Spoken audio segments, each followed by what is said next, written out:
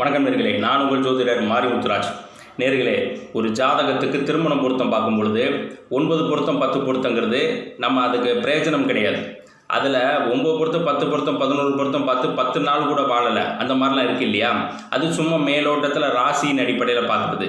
ரொம்ப தென்னந்தெளிவாக நல்ல பிளானட்டுடைய பொசிஷனை நன்கு பார்த்து திருமணம் அமைத்தால் தான் இல்லறம் நல்லறமாக இருக்கும். அது விதியின் வாயிலாக பார்த்து அமைக்கணும், குருட்டு வாக்கில் மேட்ச் பண்ணிடக்கூடாது. அப்போது ஒவ்வொரு லக்கணத்திற்கும் 7ஆம் இடத்த அதிபதி என்ன நிலைப்பாட்டில் இருக்கிறாரு, எந்த நட்சத்திரமாக இருக்கா, அந்த நட்சத்திராதிபதி எப்படி இருக்கிறாரு, 11ஆவது இடம் இளையதாரம் படுத்திருக்கா, 7ஆம் இடத்த அதிபதியோட என்ன கிரக சேர்க்கை கூடியிருக்கு, அது ப்ளஸ்ஸான கிரகங்களா மைனஸான கிரகங்களா. அதற்கப்புறம் 3ஆம் இடம் என்பது ஒரு மனிதனுடைய தாம்பத்திய ஸ்தானம், போகஸ்தானம். அந்த 3ஆம் இடத்துக்கு நல்ல பஞ்சம திரிகோண கிரக சேர்க்கைகள் கூடப்பட்டு மைனஸான கிரகங்கள் பார்க்காமல் பிளஸ்ஸிங்காக இருக்கா, இல்லை சில குறையோடு இருக்கா.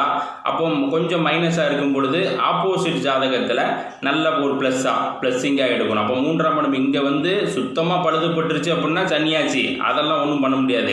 கொஞ்சம் 3ஆம் இடத்துக்கு ஒரு சில கிரக சேர்க்கைகள் மைனஸாக கூடியிருக்கு அப்படின்னா ஆப்போசிட் ஜாதகத்தில் ப்ளஸ்ஸிங்காக எடுக்கிறது. இந்த மாதிரி 7ஆம் இடம் நல்லா வலிமைப்பட்டிருக்கா, 11 வலிமைப்பட்டிருக்கா. ஒரு சில லக்னத்திற்கெல்லாம் இளையதாரத்தால் தான் வாழ்க்கை சுபிக்குன்னு எழுதப்பட்டிருக்கு. அப்போ அதை கொண்டு போய் ஒன்றும் பண்ண முடியாது. அப்போ 2ஆம் தாரத்தோடு தான் பிழைக்கணும்னு விதி இருந்துட்டால் நம்ம 2ஆம் தாரமாக முதலே மேட்சிங் பண்ணணும். இல்லைனா முதல் திருமணம் ஃப்ரெஷ்ஷாக தாலி கட்டணும் அப்படின்னா பந்து செவுத்தில் அடித்த வேகத்தில் ரிட்டர்ன் ஆகிற மாதிரி வாழ்க்கை மைனஸ் ஆகிடும். அப்போது எப்படி அமரப்பட்டிருக்கு, இது 2ஆம் தாரத்துக்கு தான் பிழைக்குமா, முதல் தாரத்துக்கு பிழைக்குமா, 2ஆம் தாரம் வலுத்திருக்கா, இதெல்லாம் ஃபிங்கராக பார்த்து உங்களுக்கு சொல்லப்படும். இந்தந்த பாதையில் போனீங்கன்னா இது சக்ஸஸ் ஆகும், இந்தந்த பாதையில் போனீங்கன்னா இது ஃபெயிலியர் ஆகும். உங்களுக்கு விதி என்னவோ அது ஊட்டப்படும். அப்போ அதன் வாயிலாக போடும்போது ஒரு மைனஸ் இல்லாமல் இருந்துட்டாலே வாழ்க்கையில் பணத்தை சம்பாரித்து தொலைக்கிறத விட இந்த பேட் டைமில் மிதமாக போகிறது பெஸ்ட்டு. அப்போ அதுதான் நமக்கு நல்வழி.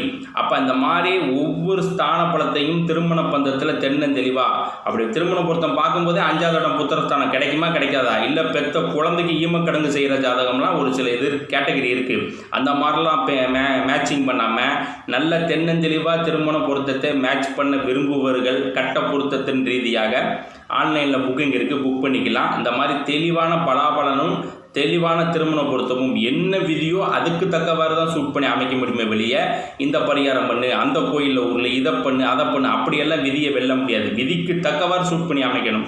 வாழ்த்துக்கள், பாராட்டுக்கள். ஆன்லைன் புக்கிங் இருக்குது, கட்டணம் குறைந்த கட்டணம் கொடுக்கப்படுகிறது. புக்கிங்கில் சீக்கிரம் வாங்கிக்கோங்க. வாழ்த்துக்கள்.